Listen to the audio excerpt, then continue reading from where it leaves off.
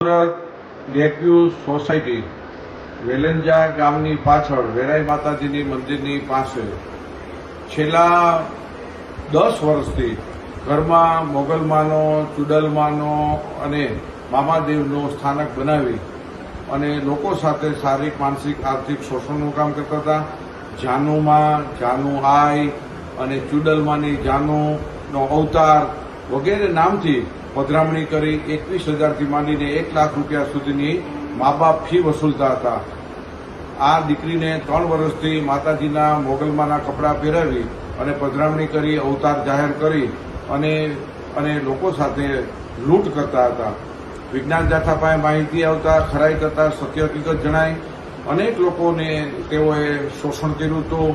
એને આ એક કાંડ બરાબર થઈ શકે તે સમાજને દાખલારૂપ બાબત છે.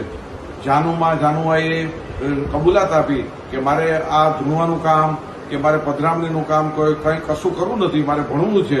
છતાં પણ મા બાપ જોહુકમીથી, જબરદસ્તીથી મારીને, મારપીટ કરીને પણ એની પાસે ધૂણવાનું કામ અને કપડાં પહેરાવી અને પધરામણી કામ કરાવતા હતા. બહુ શરમજનક કિસ્સો છે. સમાજ સમક્ષ લાલબત્તી સમાન આવ્યો છે. આ કિસ્સાની અંદર અનેક પીડિતો છે, તેની સાથે બ્લેકમેલિંગ કરે છે એવા પણ અમને માહિતી મળી છે. તો આ મા બાપના જે કરતૂત છે, જેસુખભાઈ અને પ્રિયાબેન બરવાડિયા, કે જેઓ અમરેલી જિલ્લાના બાબાપુર વાંકિયાના વતની છે અને પ્રિયાબેન છે તે ડમરાળા ગામ ભાવનગર જિલ્લાના વતની છે. આ બંને કારસ્તાન કરી અને લોકોને છેતરપિંડી, ધાર્મિક છેતરપિંડી કરતા